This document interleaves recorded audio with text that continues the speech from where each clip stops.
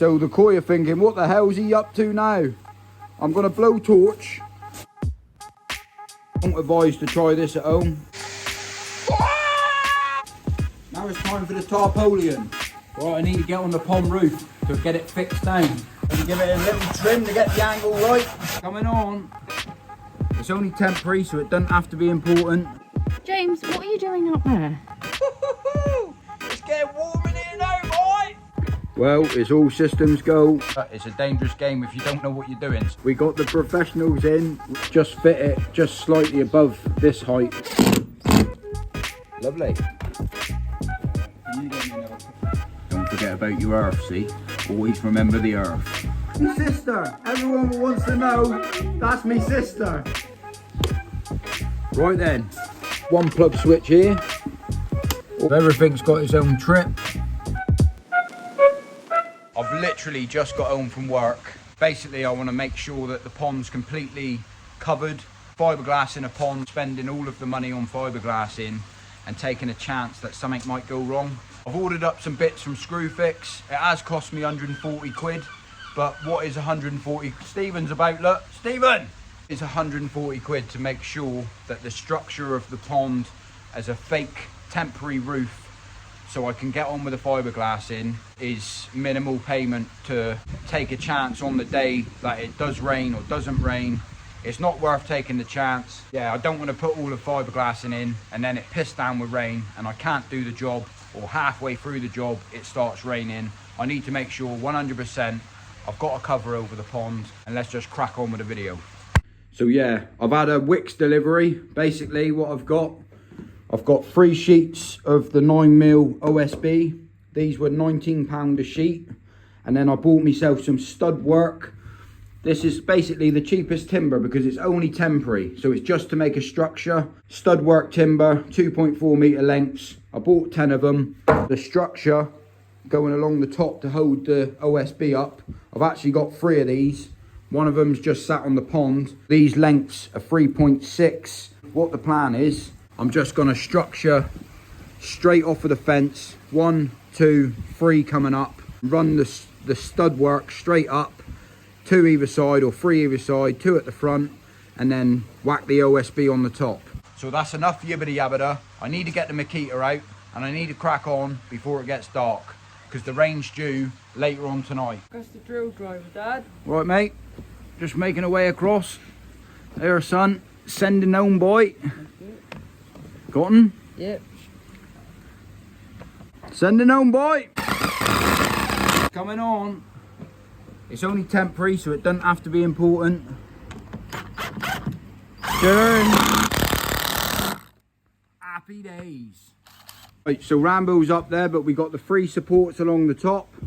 We got an upright holding it up, an upright. We just put a cross beam in across here.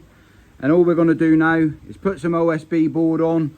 We might end up supporting it against the pond wall. It was really handy that I left this timber down here because I just screwed directly into the bottom there, run up the base, central to the pond, and then yeah, we got a little frame coming on because we're only making a frame. It doesn't have to last forever. Yep. Only a few days or weeks so I can get this pond fiberglassed. Now I need to grab this OSB board. I still got loads of lengths left, but I need to get this out the back. Maybe give it a little trim to get the angle right. There she goes. Right, I need to get on the pond roof to get it fixed down. James, what are you doing up there? I've got to get it pinned down, love. No other option.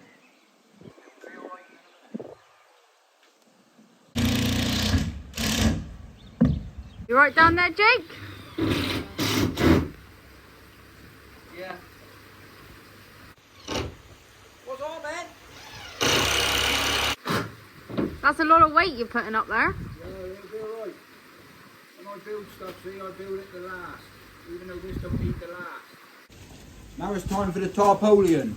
Happy days. Got a big sheet down there as well. Heavy duty sheet. Proper job. Right then, so before she gets dark, just a little quick look what I've done. So underneath the frame, you can see I've got 3 sheets of the OSB. which this here sticks out at least 5 foot from the pond. If you look here and I look down directly all the way across, bosh, plenty of room, overlap. I haven't quite finished because I ran out of timber, so basically this will be angled this way when I get the timber. Means I'll have plenty of access in the front. What I've done for this bit, but I've actually dropped the tarpaulin over the side, sandwiched it together with 2 bits of timber, wedged that down between the fence, so there's an angle that way. And for extra protection, I've put another bit of tarp along here, just in case anything comes through the side, but I don't think that it will. Over this side, I've gone so tight, if you have a look underneath here, running back through, as you look up, it sort of overlaps onto this anyway. But what I've done to stop any side rain coming in, I've put the tarp right over all the way up through, just to stop any side rain coming.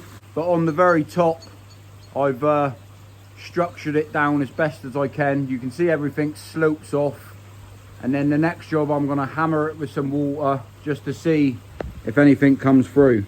But before I do that, I got the pond vac out, and all I'm doing, I'm just cleaning up around the bottom drain using the pond vac, getting all the water out from the bottom drain. And you can see the pond wall's pretty well dry anyway. There's a few little places. I've got to get the shower off, clean it all up, get it ready for fiberglassing, and away we go. Knackering. I know I have got my electrician booked in for tomorrow evening, so he's going to have to work round all of this bit. But the advantage of that means I'm having 2 lights at the back of this pond, and basically I'll be able to see what I'm doing when the fiberglassing all starts taking place. Fiberglassing the pond, well, I'll talk about that in a minute. Finish off pond vacuum first, so I'll flip the camera around and suck everything out the bottom drain.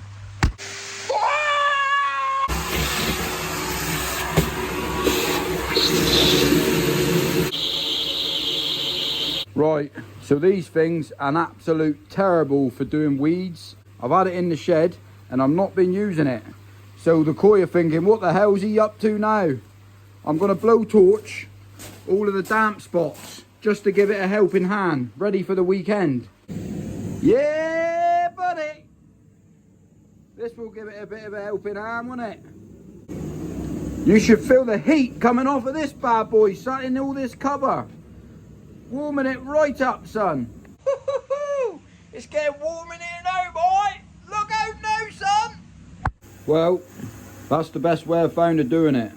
That heats the pond right up. You can see the pond just drying out. It'll be the absolute hammer. As long as I don't melt me pipes, I'll be all right.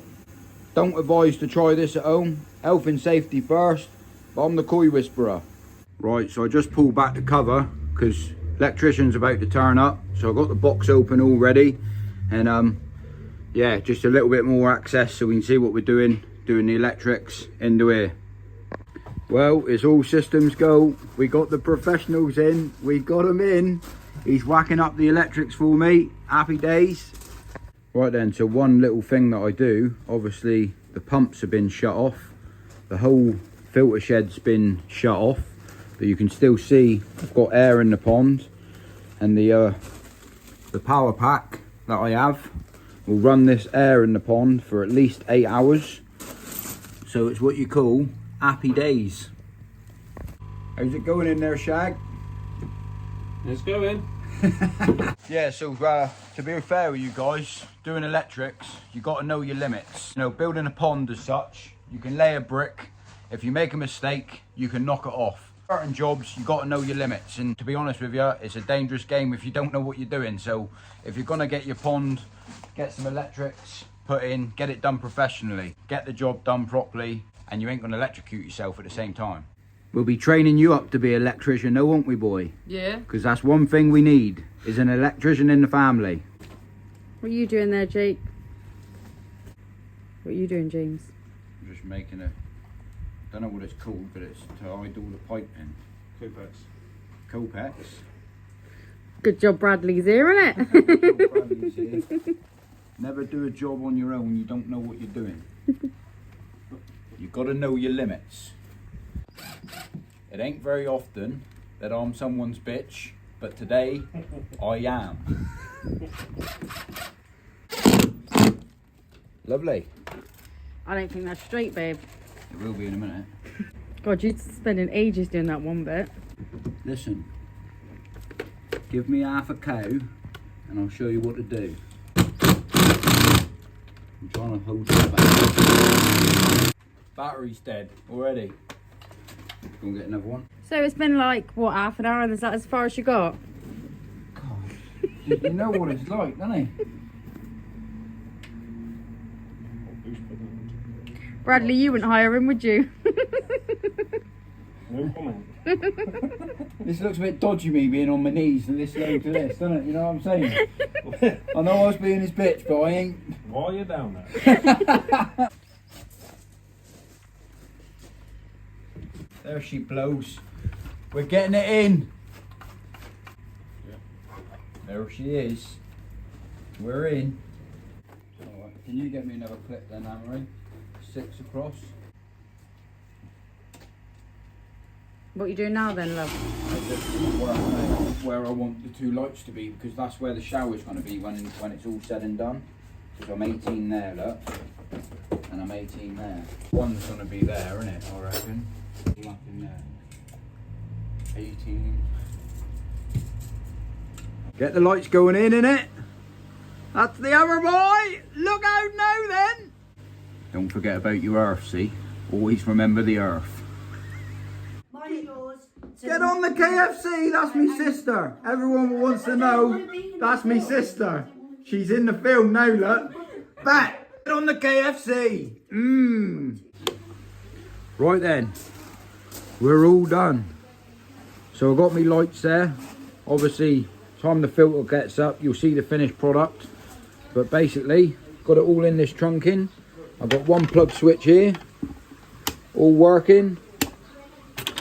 Tapped in nice and neat with the waterproof blah de blah, whatever it's called. Not really sure, but inside the actual mains box. So everything's got its own trip. I've got lights, water heater, which will be this one eventually. And then I've got my sockets. And then this here switches it all off. So it's all on its own separate switch. But yeah, proper tidy little job. Happy days. Plugs that come into here, I can just up underneath here, whack the plugs in, and it's just a little bit of extra protection. I've also got another 2 sockets down here if I need them. Fill in a couple of holes. But yeah, everything's a winner. Tidy job. A little bit more painting I need to do. These are angled so I can literally turn them wherever I want. Down onto the pond, looking nice. Time I get the coping stones on, raise this up, just fit it just slightly above this height is where they're going to finish up, so it will be sort of shining down either side of the box. The idea is to see through the window. And then round the back, what we've done, we daubed a bit of silicone on it where we entered into the shed, run the cable up so any water that sits on the cable runs down, and then all of the light switches, everything's got silicone on the back, light switch. These cables sit down so any water that runs on there. But now this is all done, I can sheet over the back of this, get it all packed away nice and neat and tidy so it's not visible and you can't see it. But for now, what I need to do, very happy that it's all done. I need to get the roof back on, get the tarpaulin down. And the next job, after I tidy up the garden, the pond's probably 95% dry, ready for fiberglass in. Where I had the blowtorch out there, has put a little bit of black smoke there. That's not damp, that's black smoke. And basically, this pond's ready for fiberglass in. So happy days, everything's bone dry. I'm going to clean out the bottom drain, get that ready. Yeah, that's another job off the list. The next job will be fiberglass in the koi pond. Happy days, and there might be a little surprise. Subscribe to the channel if you're new, and on that note, if I don't see you for a week, I'll see you through a window. Thank you, mother, for the rabbits.